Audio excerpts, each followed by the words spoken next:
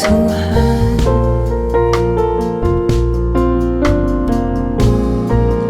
Sebab hanya Engkau, oh pribadi yang mengenal hatiku. Tiada yang tersembunyi bagimu. Seluruh isi hatiku Kau tahu, dan bawaku, oh dan bawaku untuk lebih dekat lagi padamu. Tinggal dalam indahnya dekapan kasih-Mu.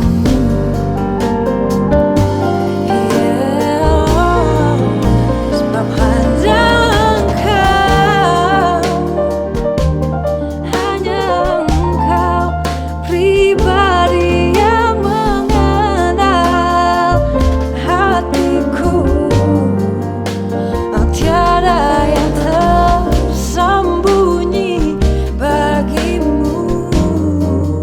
Seluruh isi hatiku Kau tahu, dan bawaku, oh dan bawaku untuk lebih dekat lagi padamu. Tinggal dalam indahnya dekapan kasih-Mu.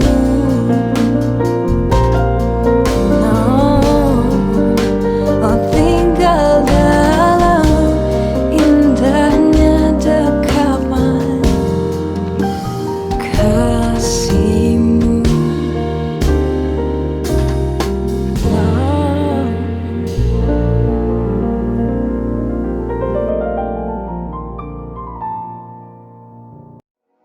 Selamat malam Jemaat GKI Harapan Indah.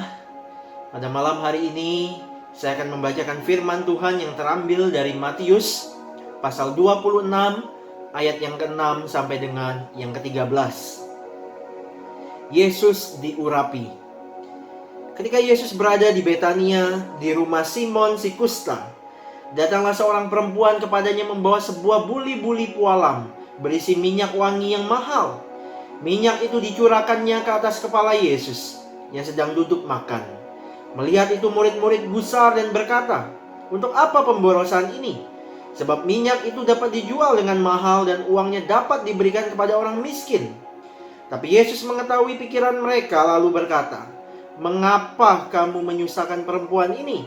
Sebab ia telah melakukan suatu perbuatan yang baik kepadaku. Karena orang-orang miskin selalu ada padamu, tapi aku tidak akan selalu bersama-sama kamu. Sebab dengan mencurahkan minyak ini ke tubuhku, ia membuat suatu persiapan untuk penguburanku. Aku berkata kepadamu, sesungguhnya di mana saja Injil ini diberitakan di seluruh dunia, apa yang dilakukannya ini akan disebut juga untuk mengingat dia." Bapak Ibu sekalian, tentunya kita pernah mendengar pepatah yang mengatakan demikian. Dalamnya laut dapat diukur, dalamnya hati siapa yang tahu? Dalamnya laut dapat diukur, dalamnya hati siapa yang tahu? Arti peribahasa ini Bapak Ibu sekalian secara singkat dan sederhana dapat kita maknai sebagai betapa sulitnya kita menduga pikiran atau hati dan niat seseorang. Apa yang dijanjikan dalam perkataan seseorang sering tidak sesuai dengan pelaksanaannya. Coba lihat diri kita sendiri. Bukankah kita sering atau sedang melakukan hal itu? Nah Bapak Ibu sekalian, semua ini tidak terlepas dari natur manusia, kondisi manusia yang sudah rusak oleh dosa, sehingga dampak dari dosa itu mempengaruhi pikiran, hati, dan seluruh aspek kehidupan manusia itu. Alkitab menyatakan bahwa secara alamiah hati manusia itu tidak baik dan cenderung mengarah kepada hal-hal yang jahat. Manusia tidak mengerti keadaan hatinya sendiri dikarenakan pengaruh dosa yang ada di dalam diri manusia itu. Tidak ada yang benar, seorang pun tidak. Itu yang dikatakan oleh Roma pasal 3 ayat yang ke-10. Sebab manusia telah kehilangan kemuliaan Allah. Siapa yang mengetahui hati manusia itu? Kita tidak bisa. Orang tua kita tidak bisa. Pendeta di gereja kita pun tidak bisa. Yang tahu tentang isi hatimu dan isi hatiku secara sempurna dan total, itu adalah Tuhan. Yeremia 17 ayat 10a berkata, Aku Tuhan yang menyelidiki hati, yang menguji batin.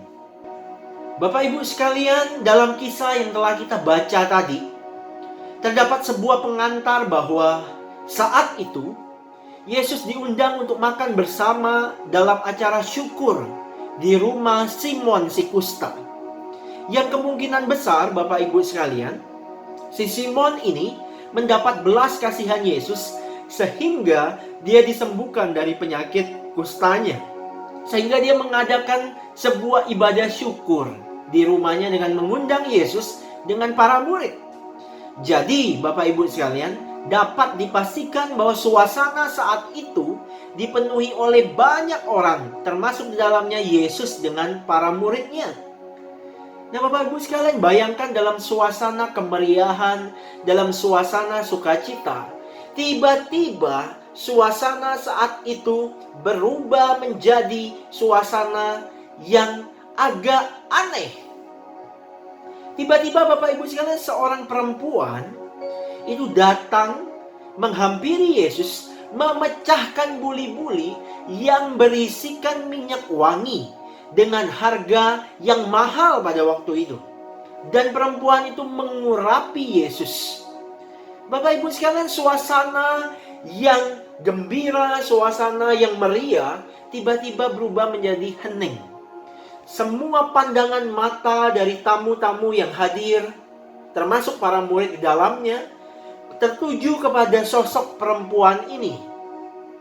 Bapak Ibu sekalian, sontak melalui kisah ini memunculkan dua kubu, yang kalau saya boleh beri nama dua kubu ini, kubu yang pertama adalah kubu ketulusan, dan kubu yang kedua itu adalah kubu keuntungan.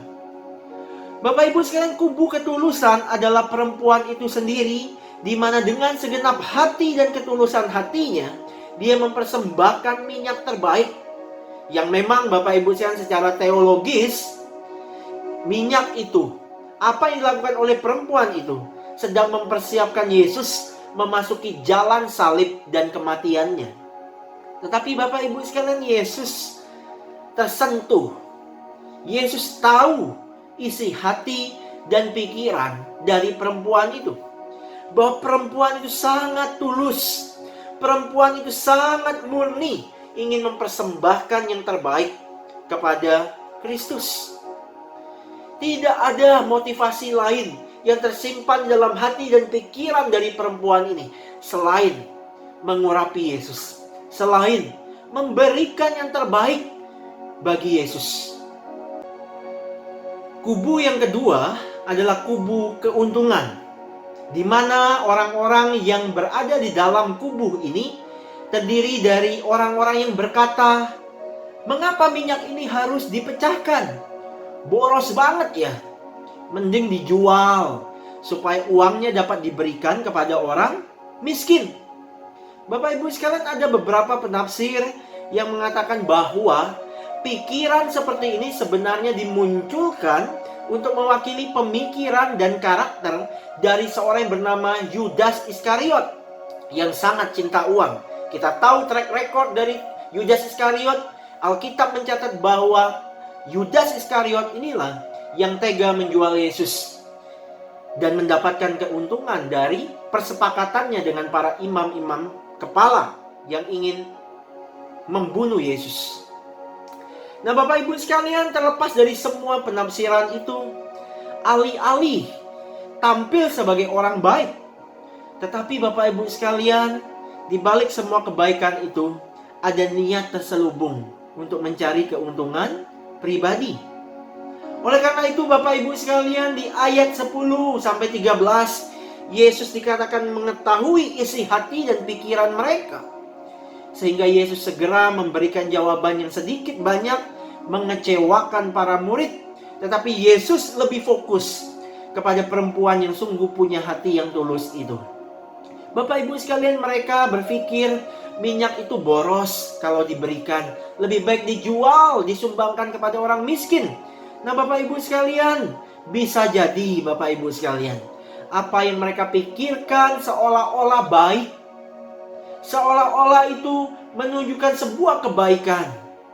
Tetapi Yesus tahu bahwa pemikiran mereka, hati mereka yang jauh lebih dalam, memikirkan tentang keuntungan di balik penjualan itu semua.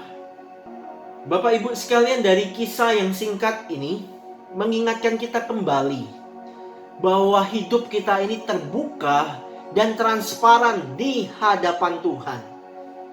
Tidak ada yang bisa kita sembunyikan di hadapan mata Allah. Ia tahu apa yang kita pikirkan dan apa yang ada di dalam hati kita. Kita nggak bisa menipu Tuhan. Kita nggak bisa bersembunyi di hadapan mata Allah yang begitu luas, yang begitu menyelami segala aspek kehidupan kita. Bapak Ibu sekalian, jangan sampai hari ini engkau dan saya sedang memikirkan sebuah rencana kejahatan untuk menghancurkan seseorang. Padahal tiap hari Minggu kita beribadah kepada Tuhan. Kita sedang menumpuk dosa. Bapak Ibu sekalian, hindari, patahkan, buang jauh-jauh segala pemikiran yang jahat itu. Jangan sampai hari ini di dalam hati kita tersimpan kepahitan, kegeraman, dengki, dan dendam terhadap seseorang. Sedangkan tiap hari Minggu kita terus memuji Tuhan. Bahkan mungkin kita melayani Tuhan. Kita sedang menajiskan diri kita di hadapan Allah. Dan itu tidak berkenan Bapak Ibu sekalian. Jangan sampai hari ini kita melayani Tuhan atau berbuat baik kepada sesama, tetapi itu hanyalah sebagai kedok bagi kita untuk mencari kemuliaan diri sendiri.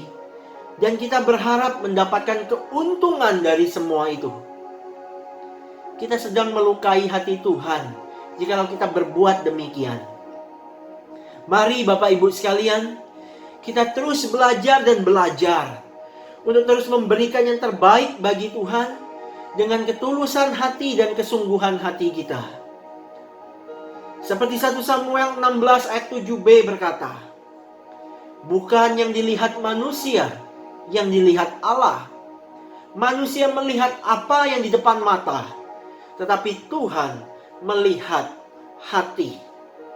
Oleh karena itu Bapak Ibu sekalian, mari kita terus berjuang untuk terus memiliki hati dan pikiran yang murni, yang sungguh-sungguh ingin memberikan yang terbaik bagi Tuhan. Kita buang jauh-jauh segala agenda pribadi kita. Kita buang jauh-jauh segala pencarian-pencarian keuntungan untuk popularitas diri, untuk menyakiti orang lain, untuk tidak menjadi berkat bagi orang lain. Kita buang jauh-jauh. Tapi mari kita mulai tumbuhkan hati dan pikiran yang baru untuk kemuliaan Tuhan. Tuhan Yesus memberkati setiap kita. Mari kita berdoa. Tuhan, jadikan kami anak-anak Tuhan yang sungguh-sungguh tulus dan murni di hadapan Tuhan. Tuhan, biarlah apa yang telah kami berikan, apa yang telah kami lakukan selama ini, itu boleh berkenan di hadapan Tuhan. Segala kepahitan, segala kegeraman, segala dengki, segala pikiran-pikiran negatif, segala pikiran-pikiran yang kotor, biarlah semua itu boleh dijauhkan dari kehidupan kami. Sehingga kehadiran kami sungguh menjadi berkat bagi orang lain dan memuliakan Engkau ya Tuhan. Pada malam hari ini ya Tuhan, kami berdoa menyerahkan untuk setiap jemaat Tuhan yang hari ini sedang lemah tubuh, yang sedang bergumul dengan kehidupan mereka, dan yang sedang bergumul dengan pekerjaan keluarga mereka. Kiranya Tuhan yang boleh menolong mereka. Kiranya Tuhan boleh memberikan mereka kekuatan penghiburan di tengah-tengah segala perjuangan kehidupan mereka hari ini. Untuk setiap jemaat Tuhan yang sedang sakit, kiranya Tuhan juga yang boleh menjamah kehidupan mereka, memberikan mereka kekuatan serta pemulihan yang datangnya daripada Engkau ya Tuhan. Kami juga berdoa ya Tuhan, menyerahkan untuk pemulihan dari negara bangsa kami di tengah-tengah masa pandemi ini. Tuhan, banyak sekali hal-hal yang hari ini terjadi di negeri kami ini, yang mungkin hari ini membuat pemerintah kami sudah merasa lelah, capek Tuhan. Tapi biarlah Tuhan sendiri yang boleh memberkati pemerintah kami, pemimpin-pemimpin bangsa ini, memberikan mereka kekuatan, memberikan mereka hikmat, sehingga mereka boleh terus berjuang membawa bangsa ini ya Tuhan bersama-sama keluar dari krisis pandemi ini. Terima kasih Tuhan. Kami juga berdoa menyerahkan untuk gereja-gereja Tuhan di Indonesia. Kiranya Tuhan terus menjadikan gereja-gereja Tuhan saluran berkat, tetap melayani Tuhan, tetap menjadi berkat di tengah-tengah pandemi ini. Sehingga nama Tuhan boleh terus diperdengarkan, Injil Kristus boleh terus diberitakan, sehingga melalui setiap langkah-langkah, perbuatan-perbuatan kecil yang dikerjakan oleh gereja-gereja Tuhan, semua itu boleh berdampak positif bagi setiap orang di sekitar. Terima kasih Tuhan, dan sebentar kami akan istirahat. Kiranya Tuhan juga boleh menyertai istirahat kami pada hari ini, sehingga esok hari kami boleh bangun dalam keadaan sehat. Di dalam nama Tuhan Yesus kami berdoa. Amin. Seperti sayang haus rindu aliran sungaimu,